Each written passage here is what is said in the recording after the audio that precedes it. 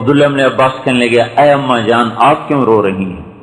آپ تو اللہ کے رسول کی وہ بیوی ہیں کہ جن کے سینے پر اللہ کے نبی کا سر تھا اور وہ اللہ کی بارگاہ میں حاضر ہوئے. آپ کا انتقال کس طرح؟ فی نحری. آپ حضرت عائشہ رضی اللہ عنہ نے فرمایا کہ اللہ کا رسول نے دنیا چھوڑی کہ اس کا سر میرے سینے پہ رکھا ہوا تھا.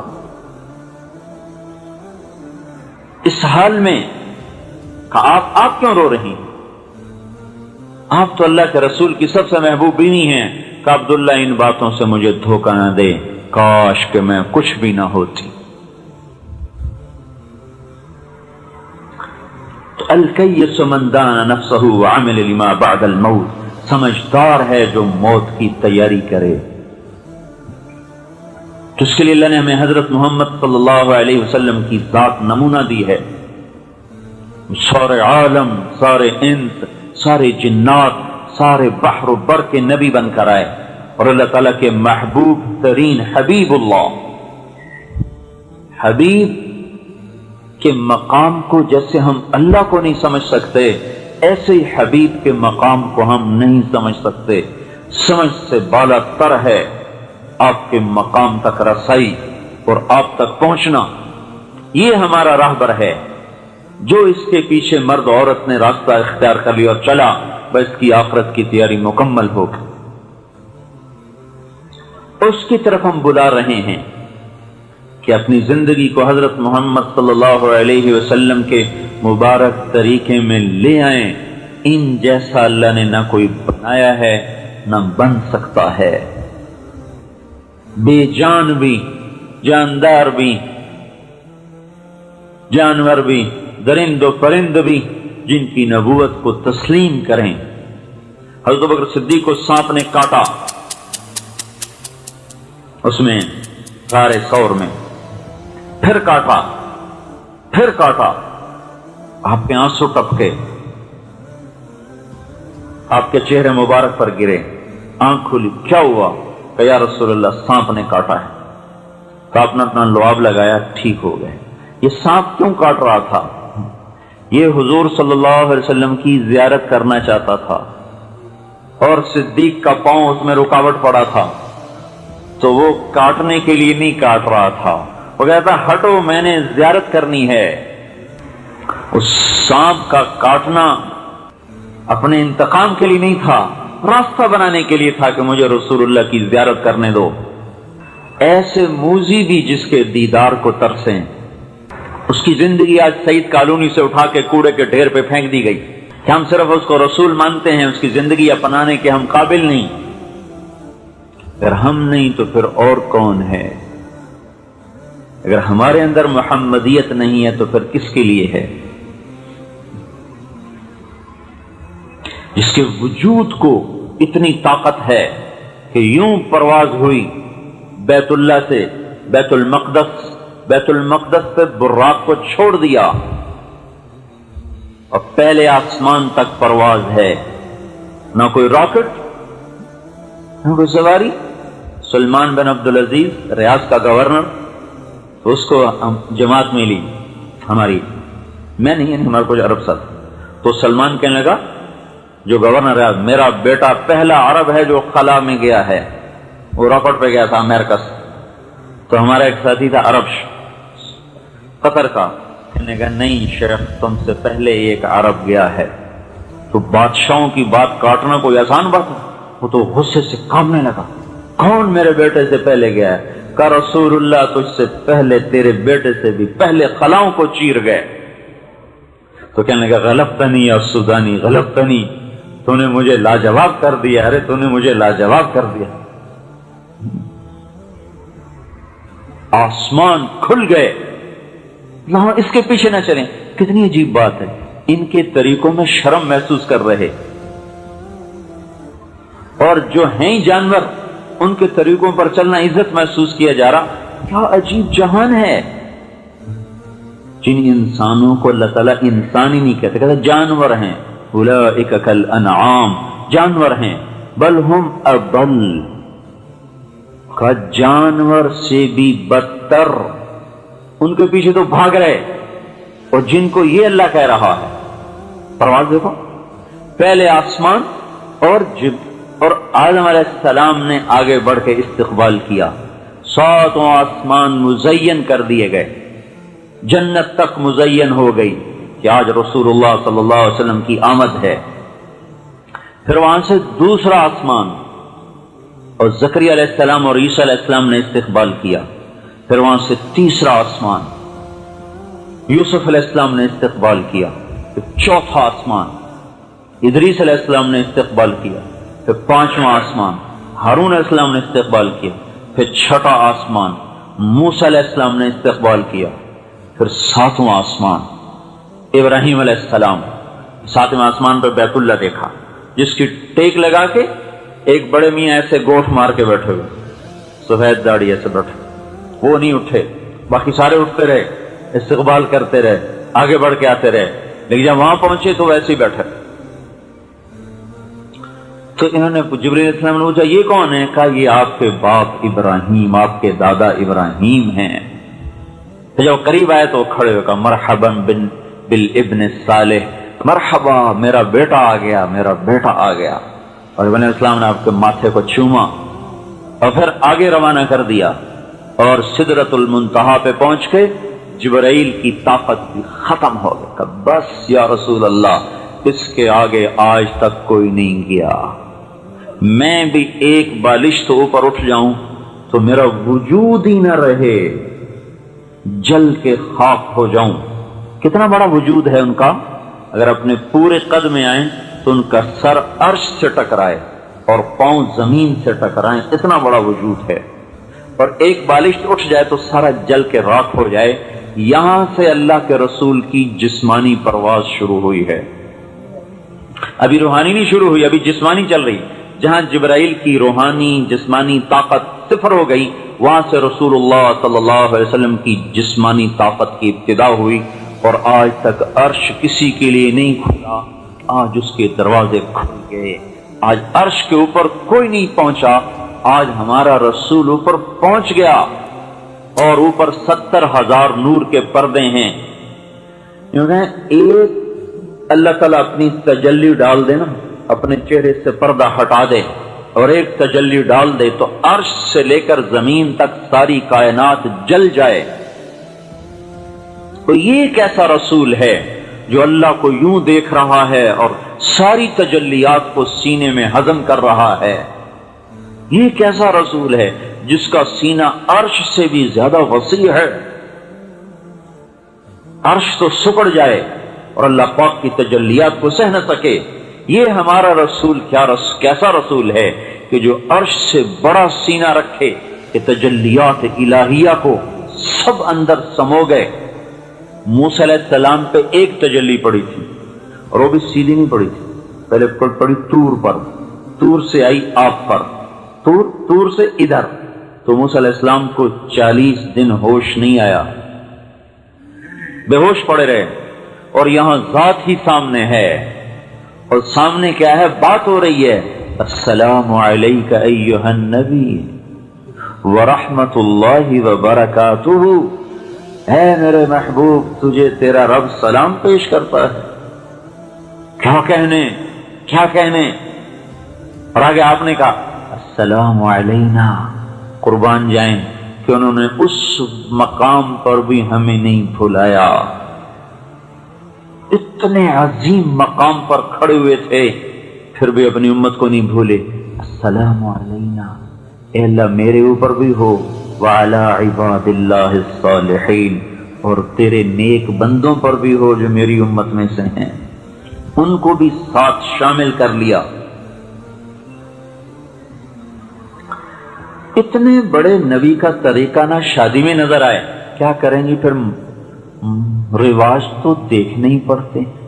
ارے یہ زبان کیوں نہ کٹ گئی ہے بولنے سے پہلے کہ رسول اللہ کو نہیں دیکھا، رواج دیکھا کہ سعید کالونی میں شادیاں کیسی ہوتی ہیں، یا ہمارے اور بھائی چچے کیسے شادیاں کرتے ہیں. کیا کریں، مجبوری ہے. کاش کوئی عورت یہ مجبوری بھی بناتی. کیا کروں، میری مجبوری ہے، میں اللہ کے رسول کو ناراض نہیں کر سکتی، تم جاتی ہو تو جاؤ. سائیوال میں ایک دھوبی کے بیٹے نے چیلا لگایا، اس کی اس کی منگنی ہوئی تھی گاؤں میں. وہ شادی کی تاریخ طے ہوئی، درمیان میں وہ چلے کے لیے چلا گیا. چلے سے واپس آئے تو داڑھی رکھی ہوئی. بارات موقع پہ چلی گئی. تو ہمارے یہاں دستور ہے جب کہیں ہماری شادی ہو تو ذمہ دار بھی اس میں شریک ہوتے ہیں. تو وہ گاؤں کا جو ذمہ دار وہ بھی وہاں اپنے اس دھوبیوں کے گھر میں بیٹی کی شادی میں شریک. اب یہ بارات پہنچی، وہاں ہنگامہ ہو گیا. کہا ہم نے تو جب دیکھا تھا داڑھی نہیں تھی، تب اس کی داڑھی مڑاؤ، ہم تو تب نکاح دیں گے. تو وہ سارے بارات والے، ماں کیا، باپ کیا، بھائی کیا، چاچے کا، کوئی گل نہیں پتر ہوں مناچا پیچھے رکھ لیں، ہوں ساری عزت کا سوال. کہنے لگا پاسے تہاڈی عزت ہے، ایک پاسے میرے رسول دی عزت ہے، ہوں تو آپ پہ دسو میں کی کروں. پر جب آنکھوں پہ پردے پڑ جاتے ہیں تو دل پتھر ہو جاتے ہیں. کیا کروں، کیسے سمجھائیں، کہاں سے الفاظ لائیں جو دل میں اتر جائیں. اللہ کے رسول کو ناراض نہیں کر سکتی، تم جاتی ہو تو جاؤ.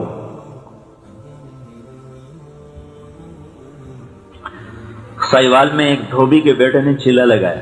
اس کی منگنی ہوئی تھی گاؤں میں. وہ شادی کی تاریخ طے ہوئی، درمیان میں وہ چلے کے لیے چلا گیا. چلے سے واپس آئے تو داڑھی رکھی ہوئی.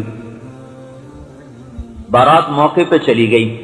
تو ہمارے یہاں دستور ہے جب کہیں ہماری شادی ہو تو ذمہ دار بھی اس میں شریک ہوتے ہیں. تو وہ گاؤں کا جو ذمہ دار وہ بھی وہاں اپنے اس دھوبیوں کے گھر میں بیٹی کی شادی میں شریک. اب یہ بارات پہنچی، وہاں ہنگامہ ہو گیا. کہا ہم نے تو جب دیکھا تھا داڑھی نہیں تھی، تب اس کی داڑھی مڑاؤ، ہم تو تب نکاح دیں گے. تو وہ سارے بارات والے، ماں کیا، باپ کیا، بھائی کیا، چاچے کا، کوئی گل نہیں پتر ہوں مناچا پیچھے رکھ لیں، ہوں ساری عزت کا سوال. وہ کہنے لگا ایک پاسے تہاڈی عزت ہے، ایک پاسے میرے رسول دی عزت ہے، ہوں تو آپ پہ دسو میں کی کروں. پر جب آنکھوں پہ پردے پڑ جاتے ہیں تو دل پتھر ہو جاتے ہیں. کیا کروں، کیسے سمجھائیں، کہاں سے الفاظ لائیں جو دل میں اتر جائیں کہ یہ دھوکہ ہے جس میں آپ لوگ چل رہے ہیں. یہ تباہی کی زندگی ہے جس کو آپ نے اختیار کیا ہوا ہے، اس کا انجام ہلاکت ہے. ان کا کوئی نہیں، اللہ بڑا غفور الرحیم ہے پتر، اللہ بڑا مہربان ہے، کوئی نہیں. اور سارے اس پر چڑھ گئے. انہوں نے کہا یہاں سے گردن اتار دو، داڑھی نہیں کٹ سکتی. تو لڑکیوں نے کہا ہم لڑکی نہیں دیتے. انہوں نے کہا نہ دو، میں اللہ کے رسول کو نہیں ناراض کر سکتا، سارے جہان کو آگ لگا سکتا. تو یہ سارا منظر ہنگامہ کھڑا کہ اچانک وہ ذمہ دار کھڑا ہوا. کہا بھئی اے ساری بارات طور پہ میرے بوئے تے آ جاوے. ساری بارات میں خود ذمہ دار کا بیٹھا ہوں، دھوبی نو دھی دیونا سوکھا کام کوئی نہیں. ساری بارات اس نے اپنے ڈیرے پر بلائی، اپنی بچی کا نقد نکاح کر کے ساتھ بھیج دیا. کیا کریں، ماحول کو دیکھنا پڑتا ہے. میں یوں کہہ رہا ہوں یہ کہو کیا کریں، اللہ کے رسول کو دیکھنا پڑتا ہے جس کی وفائیں صادق ہیں اور ان سب کی وفائیں کاذب ہیں، یہ غدار ہیں. کیا سگی اولاد کیوں نہ ہو، سب محبتیں غرض کی ہیں، سب محبتوں کے پیچھے اغراض ہیں. بیوی کی ایک خواہش پوری نہ کرو پھر دیکھو کیا ہوتا ہے، اور بیوی خاوند کی ایک بات نہ مانے پھر دیکھو کیا ہوتا ہے. اور یہ دیکھو جو عرفات کے میدان میں ہاتھ اٹھائے ہوئے، اپریل کی دھوپ میں نہ کوئی سائبان، نہ کوئی سایہ، اور نہ کوئی نیچے زمین پہ گدے گدے، اونٹ پر بیٹھ کے رو رہے ہیں. اونٹنی پر، اونٹ بھی کوئی بیٹھنے کی سواری ہے. 5 گھنٹے یوں ہاتھ اٹھے ہوئے اپنی امت کے لیے، مردوں کے لیے، عورتوں کے لیے، قیامت تک آنے والی نسل کے لیے دعا کر رہے ہیں. اے اللہ معاف کر دے، اے اللہ معاف کر دے، اے اللہ معاف کر دے. 5 گھنٹے مسلسل دعا مانگی. اس کا کوئی حق نہیں بنتا. کہتے میاں شادی آ رہی، فلانے بھی راضی کرو، فلانے بھی مناؤ، انہوں بھی مناؤ، انہوں بھی مناؤ، انہوں بھی مناؤ. ارے کوئی یہ بھی تو سوچے کہ رسول اللہ کو بھی مناؤ کہ ہماری شادی میں کوئی ایسا کام نہ ہو جس سے اللہ کا رسول ناراض ہو جائے، ہمارے گھروں میں کوئی ایسا کام نہ ہو جس سے اللہ کا رسول ناراض ہو جائے، یا تو اس کو سامنا نہ ہو، یا تو ہم نے مر کے ان کا سامنا نہیں کرنا، کہیں پاسے پاسے ہمارا حساب ہو جانا ہے تو ٹھیک ہے، لیکن اگر سامنا ہونا ہے اور آنکھوں سے آنکھیں چار ہونی ہیں تو دیکھو میں ہاتھ جوڑ رہا ہوں، اس دن کی ذلت بہت بڑی ہے آج کی ذلت سے، اس دن کی رسوائی بہت، اگر اتنا ہی کہہ دیا اللہ کے رسول نے تمہیں میرا خیال نہ آیا تو بتاؤ کہاں جائیں گے؟ موت تو ہے نہیں کہ مر کے اپنے آپ کو مٹا دیں، یہاں تو لوگ اپنے آپ کو شوٹ کر دیتے ہیں کہ میں اب زندہ رہنے کے قابل نہیں، یہاں کہاں سے گولی لائے گا مارنے کے لیے اپنے آپ کو؟ اللہ کا رسول نے اتنا کہہ دیا ہے تمہیں میرا خیال ہی نہ آیا، تم نے میری بیٹی فاطمہ کوئی نہ دیکھا، تو کیا کرو گے اس دن؟ یہ کہو گے کہ میری بیوی نہیں مانی تھی، یہ ہمارے سسرال نہیں مانے تھے؟ میں ایک مثال دے رہا ہوں، ہمارے تو ہر چیز میں، ایک شادی تو ویسے ہی منہ پہ آ گیا لفظ، ہم تو ہر چیز میں اللہ کے رسول کو ناراض کیے بیٹھے ہیں۔ کون سی چیز ہے جس میں ہم نے اس سے بغاوت نہیں کی ہوئی؟ اور کون سی ایسی گھڑی ہے جس میں انہوں نے رو رو کے ہمارے لیے دعا نہ کی ہو؟ انتقال سے ایک ہفتہ پہلے عبداللہ بن مسعود اور صحابہ آئے ملنے تو آپ ان کو دیکھ کے رونے لگے، کہ میرا تمہیں سلام ہو آخری، اور جو تمہارے بعد آئے نا ان کو بھی کہہ دینا میرا سلام۔ ایسی وفا، اور ہمیں کس طرح اپنی رحمت کی چادر میں لیا۔ ایک صحابی نے کہا یا رسول اللہ، مبارک ہے وہ جس نے آپ کو دیکھا اور آپ پہ ایمان لایا۔ آپ نے فرمایا تمہیں بتاؤں، 7 دفعہ مبارک ہے اس کو جس نے مجھے نہیں دیکھا اور مجھ پہ ایمان لایا۔ ہم تو بڑے قیمتی تھے پر ہم نے اپنے آپ کو خود ہی ذلیل کر دیا۔ یہ کیا کہے گی، وہ کیا کہے گی، وہ کیا کہے گا، وہ کیا کہے گا، کہتے رہیں آواز سگاں کم نہ کند رشتے گدارا۔ کتوں کے بھونکنے سے کبھی کسی نے سفر نہیں بنتا، کتے بھونکتے ہی رہتے ہیں۔ جو ہمیں اللہ اس کے رسول کی زندگی سے ہٹا رہے ہیں وہ ہمارے لیے بھونکنے والے کتے سے زیادہ حیثیت نہ رکھیں۔ یہ ایمان اللہ ہم میں دیکھنا چاہتا ہے، اور یہ گھر بیٹھے نہیں حاصل ہوتا، اس لیے ہم اپنی عورتوں کو بھی نکال کے لائے ہیں اور خود بھی نکلے پڑے ہیں، کس کے لیے؟ یکسوئی کے ساتھ بیٹھ کر اللہ کے، آخرت کے، رسالت کے، جنت کے تذکرے کر کے دل میں اتر جائے۔ حضرت عمر رضی اللہ تعالیٰ عنہ رات کو گشت کر رہے، ایک عورت چرخہ کاٹ رہی، علیک صلاۃ اللہ و صلاۃ الابرار، رسول اللہ صلی اللہ علیہ وسلم کی یاد میں شعر پڑھ رہی کہ آپ پہ درود و سلام ہو اللہ کا اور اللہ کے نیک بندوں کا، کنت تقیا حجیئا بالاسحار، آپ وہ تھے جو راتوں کو اٹھ کے رویا کرتے تھے اور اللہ سے ڈرنے والے تھے۔ پتہ نہیں میرا رب مجھے آپ سے قیامت کے دن ملنے دے گا کہ نہیں ملنے دے گا۔ والدہر علی الاطوار، زمانہ رنگ بدلتا ہے، ایسے ہی عمل بھی بدلتا ہے، پتہ نہیں کس حال میں موت آتی ہے، آپ کے ساتھ ملاقات ہو کہ نہ ہو۔ تو حضرت عمر گر گئے، وہاں گر پڑے،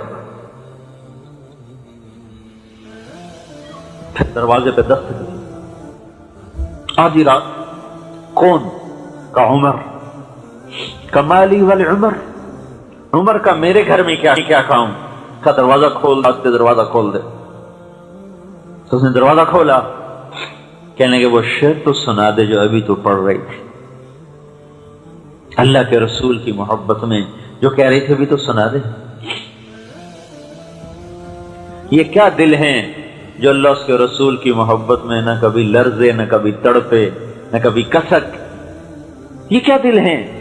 ان پتھروں کو لے کے ہم مر جائیں تو کیا قیمت ہے ہماری؟ یہ سفید کپڑوں پہ تو لوگ دیکھتے ہیں ہاں بڑے میاں صاحب ہیں، ارے کچھ بھی نہیں، اس کے پیچھے پخانہ چھپا ہوا ہے۔ وہ اللہ یہاں دیکھتا ہے، یہاں کیا ہے، کون ہے؟ وَحُصِّلَ مَا فِي الصُّدُورِ، اور قیامت کا دن دل چیر کے دیکھے گا کس کو دل میں بٹھا کے آیا ہے، یہ بزم دل کس سے سجائی ہے، اس میں کون ہے؟ جو اتنے دکھوں میں نہ بھولے ہم اس کی زندگی کو یوں اٹھا کے باہر پھینک دیں تو کبھی غم بھی نہ ہو کہ ہے میں نے کیا کر دیا. تو یہ ہم سیکھنے کے اللہ کا رسول ایک مکمل زندگی لائے جس کا نام اسلام ہے. اسلام پہ چلنا سیکھا جاتا ہے، بن سیکھے کا سودا نہیں، سیکھنے کا ہے. نماز پڑھی، روزہ رکھا، یہ تو عبادات ہیں. باقی 24 گھنٹے کی زندگی میں بھی کوئی اسلام بتاتا ہے کہ نہیں بتاتا؟ کچھ اخلاق دیتا ہے، کچھ اقدار دیتا ہے، کچھ حدود قائم کرتا ہے، کچھ حلال اور حرام کی حدیں قائم کرتا ہے، کچھ خرچ کرنے کے طریقے بتاتا ہے. یہ تو نہیں کہ صرف حلال کمانا فرض ہے، خرچ کرنے میں بھی پابندیاں لگاتا ہے. کہاں خرچ کرنا ہے، کہاں نہیں کرنا، اس پہ بھی پابندیاں لگاتا ہے.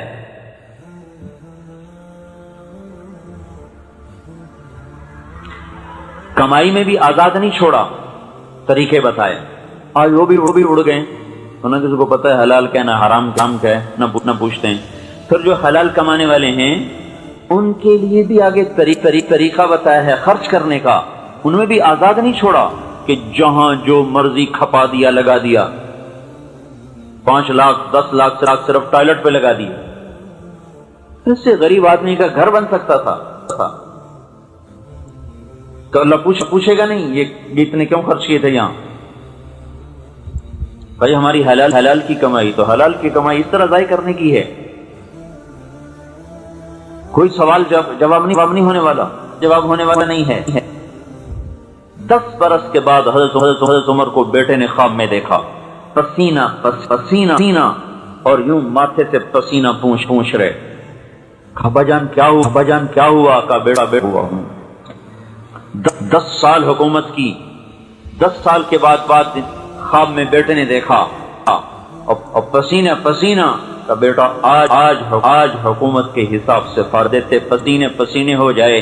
یہ آج کی عورتیں کیا حساب دیں گی جو اسراف کے، اور یہ مرد کیا حساب دیں گے، یا میں اور آپ کیا حساب دیں گے جہاں ہماری کمائی آزاد، ہمارا خرچ آزاد.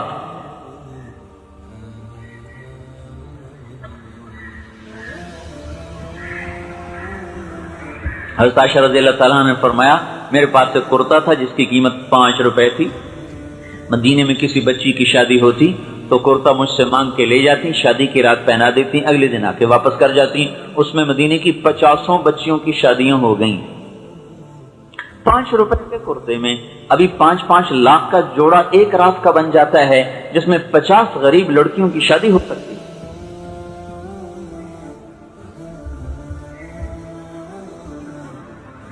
ہم نے یہ زندگی سیکھی نہیں. معاشرت اللہ کے رسول کی، آپ کو پتہ نہیں ایک سوال مستقل ہے، عن مالی، پیسہ من این اکتسبتہ، کہاں سے کمایا تھا، یہ ایک سوال. فیما انفقتہ، یہ کہاں خرچ کیا تھا، بولو. اگر پھنس گئے تو کیا بنے گا ہمارا اس وقت؟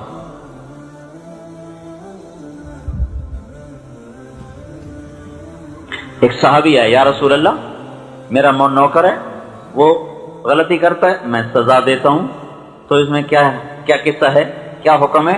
آپ نے فرمایا اگر اس کی غلطی اور تیری سزا برابر ہے پھر چھٹ جاؤ گے، اگر اس کی غلطی کم اور تیری سزا زیادہ تو پکڑے جاؤ گے.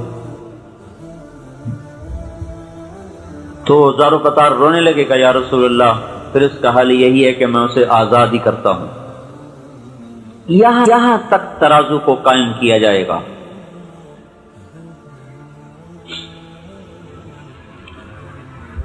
رسول پاک صلی اللہ علیہ وسلم ایک زندگی لائے جس زندگی کا نام اسلام ہے، اور جو ایک ہماری پہچان ہے جس کو ہم نے سیکھا نہیں. کب سکھایا؟ ماں باپ کو تو فرصت ہی نہیں، کمائیوں پہ چلے جاتے ہیں، بچے اسکول چلے جاتے ہیں، ٹیوشن پہ شروع ہو جاتے ہیں، اس سے فارغ ہوتے ہیں تو ٹی وی کے سامنے بیٹھ جاتے ہیں. نہ کبھی ماں نے بچوں کو، نہ کبھی باپ نے بچوں کو بٹھا کے سمجھایا کہ دنیا میں آئے کیوں تھے، آنے کا مقصد کیا ہے. لوگ تو ہمیں کہتے ہیں کہ تبلیغ والے بچے چھوڑ کے چلے جاتے ہیں، ان کو ٹائم نہیں دیتے. یہ جو گھروں میں رہتے ہیں یہ بچوں کو کتنا ٹائم دیتے ہیں؟ دیانتداری سے بتائیں. صرف آئس کریم کھلانے لے جانا، مری پھرانے لے جانا، یہ تو کوئی ٹائم دینا نہیں ہے، یہ تو عیاشی ہے. انہوں نے بھی کی، ماں باپ نے بھی کی. ٹائم دینے کا کیا مطلب ہے کہ ان کو بتاؤ تم ہو کیا، کس لیے آئے ہو، کیا مقصد ہے.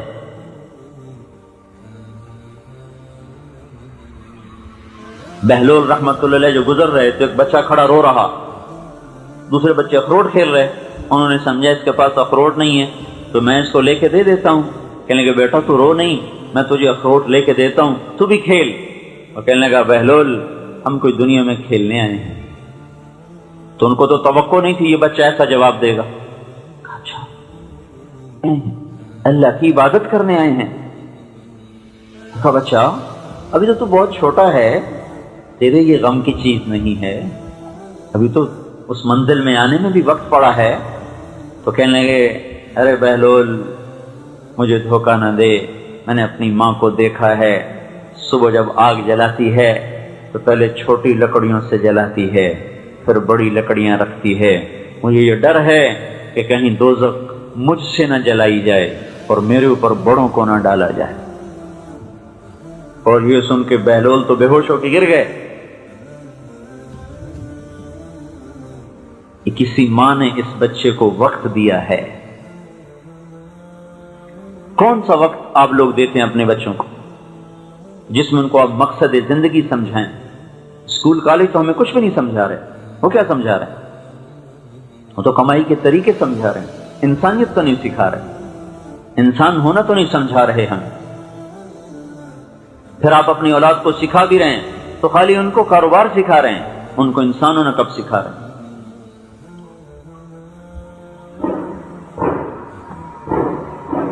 تو اس لیے ہم وقت مانگتے ہیں بھائیو. ماں باپ کی ایک ذمہ داری ہے. اللہ تعالیٰ نے عورت کو گھر میں بٹھایا ہے، کس فرق نہیں ہے، بہت بڑا کام دیا ہے. انسانیت کی نرسری کو تیار کرنے کا کام ہماری عورت کو ملا ہوا ہے. اس لیے سارے کام اللہ نے مرد کے ذمہ لگا دی. کما کے بھی لاؤ، بازار سے کوئی سودا تو وہ بھی لا کے دو، اس کو گھر میں رکھو، اس کو پردے کی چیز بنا. عورت کہتے ہیں پردے کو عورت کا نام ہی پردہ ہے. اور اس کا اسلام نے ایسا پردہ رکھا ہے کہ اس کے نام کے اظہار کو بھی پسند نہیں فرمایا. چاہے جائے کہ وہ کھلے بال بازار میں پھرے. پورے قرآن میں کسی ایک عورت کا نام نہیں ہے، صرف حضرت مریم کا نام ہے قرآن بس. باقی سارا قرآن آپ الف لام سے شروع کریں، آپ والناس پہ پہنچ جائیں، آپ کو ایک عورت کا نام نہیں ملے گا. مریم علیہ السلام کا نام قرآن میں جو آیا ہے وہ اس وجہ سے آیا کہ ان کے بیٹے کو لوگوں نے کہا یہ اللہ کا بیٹا ہے، تو اس پر اللہ تعالیٰ نے اس الزام کو صاف کیا کہ ذالک عیسی ابن مریم، سنبھل کے بولو میرا نہیں مریم کا بیٹا ہے. باقی جہاں بھی عورت کا نام آیا تو امرات و فرعون کی بیوی، تو اگر اللہ آسیہ کہہ دیتا تو کیا حرج تھا، تاریخ میں ہے نا. امرات العزیز گورنر کی بیوی، اگر اللہ زلیخا کہہ دیتا تو کیا حرج تھا، زلیخا نام موجود ہے. امرات نوح کی بیوی، امرات لوط علیہ السلام کی بیوی. عورت کا نام خامد کی نسبت سے آیا ہے، یا بھائی کی نسبت سے، یا اخت ہارون، اے ہارون کی بہن، یا باپ کی نسبت سے، خامد کی نسبت سے. نام براہ راست مریم بس. علماء نے اس پر یہ لکھا ہے کہ اللہ تبارک و تعالی اس طرز کلام سے یہ بات سمجھا رہے ہیں کہ عورت کا نام بھی عورت ہے، یعنی چھپا ہوا. عورت کا نام بھی پردے کی چیز ہے، وہ بھی بغیر ضرورت کے ظاہر کرنا ناپسندیدہ چیز ہے. تو چہرہ کھول کے پھرنا یہ کہاں سے جائز ہو جائے گا؟ ویسے تو جائز کرنے کو جو مرضی جائز کروا لیں، ہر جگہ سے مفتی مل جائیں گے. لیکن ایک مفتی ہے جو اندر بیٹھا ہوا ہے، جو کبھی کبھی جب بیدار ہوتا ہے تو پورے وجود کو پریشان کر کے رکھ دیتا ہے. پھر ہم اس کو تھپ تھپا کے سلا دیتے، سو جا، تاکہ مجھے دوبارہ وہ اندر سے پریشان نہ کر دے. کمایا تو گھر کیوں بٹھایا ہے؟ ایک امت کی تعمیر ہے کہ ایسی نسل تیار کرو کہ جو اللہ کا دین نام بھج مسیتی وڑیا اپنے کاموں میں مشغول ہو، بچوں کو اسکول اور نرسری فیڈر منہ میں اور اسکول جا رہے، کیا ظلم ہے؟ وہ ہمارے گھر سے جان چھوڑے، اور وہاں سے آئے تو ٹیوٹر کے حوالے، وہاں سے آئے تو ٹی وی کے حوالے، جو یہود نے بیٹھ کے ہماری ساری نسل خرید لی۔ ایسا بے حیا معاشرہ ہمیں دے دیا کہ جہاں حیا دار ہونا بے عزتی ہو گیا،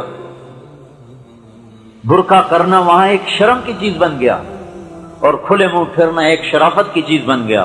یا اللہ، کس دیش میں آ گئے جہاں الٹی گنگا بہتی ہے۔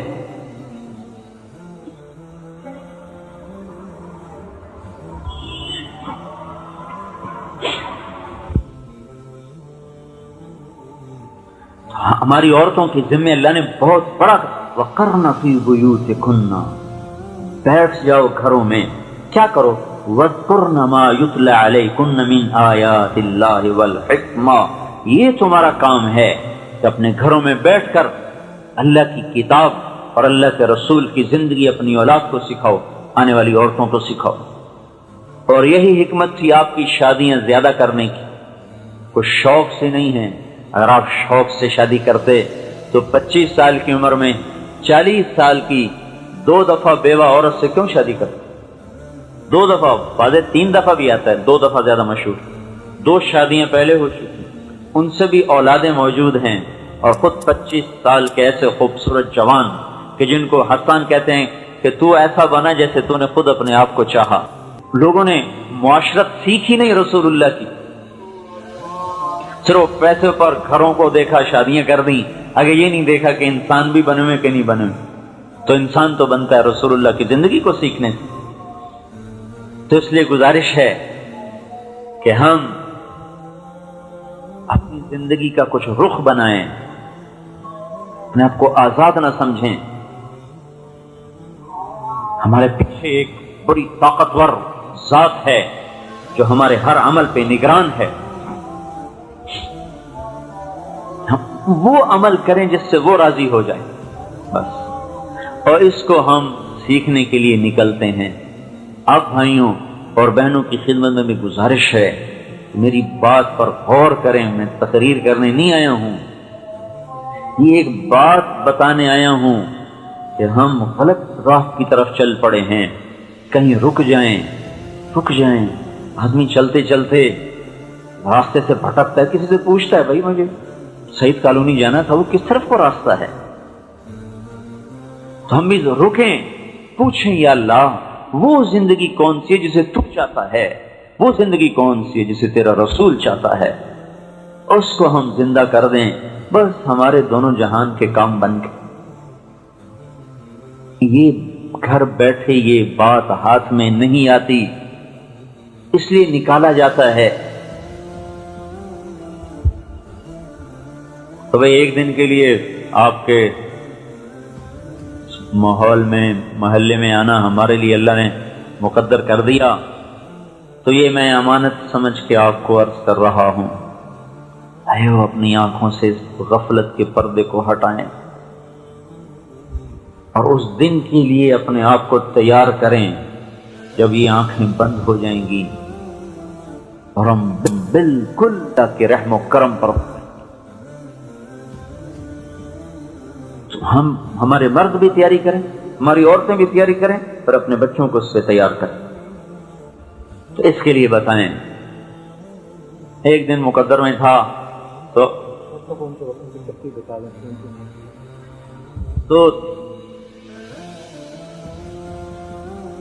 اس لیے گزارش یہ تھی کہ بھئی ہر عورت اپنے گھر کو مسجد بنا دے، پورے گھر میں کوئی بے نمازی نہ ہو، پورے گھر میں کوئی لڑکی ہے تو بے پرد نہ ہو، لڑکا ہے تو حیا والا ہو، اور بے نمازی کوئی نہ ہو، قرآن کی تلاوت زندہ ہو جائے، اور اپنے مردوں سے کہیں کہ ہمیں حلال کھلاؤ، ہمیں حرام نہ کھلاؤ، ہمیں سوکھی کھلاؤ پر حلال کی ہو، ہمیں جھوٹ کا پیسہ نہیں چاہیے، سود کا پیسہ نہیں چاہیے، غلط تجارت کا پیسہ ہمیں نہیں چاہیے، ہم جھونپڑے میں رہ سکتے ہیں پر یہ ہمیں دولت نہیں چاہیے جو کل کو ہمیں اللہ کی نظروں میں گرا دے۔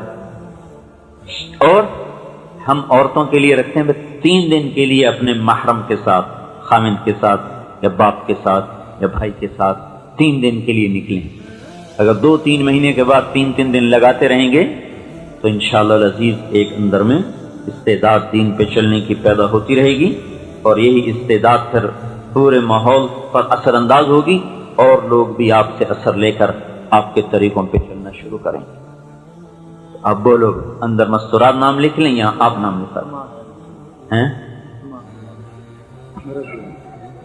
اگلے جمعے سے ڈائمنڈ کا اجتماع شروع ہو رہا ہے، تو اس سے بھائی تو سعید کالونی سے جماعت بھی تیار ہو جائے 4 مہینے کی چلے کی۔ اب مغرب کے بعد انشاءاللہ آپ کی مسجد میں بیان ہوگا۔ مورخہ 27 اکتوبر سن 2000 حضرت مولانا طارق جمیل صاحب بمقام سعید کالونی فیصلہ آباد مستورات میں بیان فرما رہے تھے۔ موضوع تھا ایک دن مرنا ہے آخر موت ہے۔ تیار کردہ علمی کیسٹ گھر، کیسٹ ملنے کا پتہ نوٹ فرما لیں۔ علمی کیسٹ گھر، دکان نمبر 5، فاطمہ پلازا، نجد تبلیغی مرکز، مدنی مسجد، fiddle be area, Karachi. Phone number 63700813۔ وہ 139 ادریس صاحب کے گھر میں مسجد کے ساتھ ہی گھر ہے، وہاں ہوگی۔ تو وہاں بھی انشاءاللہ کل ظہر کے بعد بیان ہوگا۔ پھر اتوار کے دن 10 سے 12 اور 2 سے 4۔ تو یہ ان 2 دن میں جہاں جہاں مستورات تشریف لا سکیں خود بھی تشریف لائیں اپنے، اور ساتھ عزیز و اقارب کو بھی لانے کی کوشش فرمائیں۔ اللہ تعالی ہم سب کو عمل کی توفیق بخشے۔ سبحانک اللہم وبحمدک، نشہد ان لا الہ الا انت، نستغفرک ونتوب الیک۔ اللہم لک الحمد کما انت اہلہ، وصلی علی محمد کما انت اہلہ، وافعل بنا ما انت اہلہ، انک اہل التقوی واہل المغفرہ۔ ربنا آتنا فی الدنیا حسنہ فی الآخرۃ حسنہ وقنا عذاب النار۔ یا اللہ ہم سب کو قبول فرما، اور ہمارے اس آنے کو، بیٹھنے کو، سننے اور سنانے کو قبول فرما، ہمارے گناہوں کو معاف فرما۔ وہ مبارک طریقہ جس کو لے کر تیرا محبوب آیا، اے اللہ وہ پورے کا پورا ہماری زندگیوں میں زندہ فرما دے۔ یا اللہ ہمیں بھی ان آنکھوں سے اپنے دین کو دنیا میں زندہ ہوتا دکھا دے، اور اس سارے باطل کو، اور اس باطل زندگی کو، اور اس باطل تہذیب کو اے اللہ تو ختم فرما دے، اسے دریا برد فرما دے۔ اے اللہ وہ مبارک قرآن، وہ جو تیرا محبوب دنیا میں لایا، اس کو اے اللہ گھروں میں، بازاروں میں، حکومت میں، سیاست میں، عدالت میں، ہر چیز میں زندہ فرما دے۔ اے اللہ ہم سب کو اپنے فضل و کرم سے دنیا اور آخرت کی ساری بلائیاں نصیب فرما دے۔ اے اللہ جتنے بھائی بہن تشریف لائے ہیں ان سب کو قبول فرما، اس پوری کالونی کو قبول فرما، ان پر اپنی رحمت کو اتار دے، ان میں برکت عطا فرما دے، ان کے کاموں میں، ان کی زندگیوں میں، ان کی اولادوں میں، ان کے گھروں میں، ان کی گلیوں میں، در و دیوار پر اپنی رحمت کو اتار دے، اور انہیں اپنا بنا لے اور ہمارا بن جا۔ صلی اللہ تعالی علی نبی الکریم، آمین۔ لا الہ الا انت، نستغفرک ونتوب الیک۔ اللهم لك الحمد كما أنت أهله، فصل على محمد كما أنت أهله، فافعل بنا ما أنت أهله، إنك أهل التقوى وأهل المغفرة۔ ربنا آتنا في الدنيا حسنة وفي الآخرة حسنة وقنا عذاب النار۔ اللهم إنا نسألك خير ما سألك منه عبدك ونبيك محمد صلى الله عليه وسلم، ونعوذ بك من شر ما استعاذك منه عبدك ونبيك محمد صلى الله عليه وسلم۔ اللهم أنت المستعان وعليك البلاغ، ولا حول ولا قوة إلا بالله العلي العظيم، وصلى الله تعالى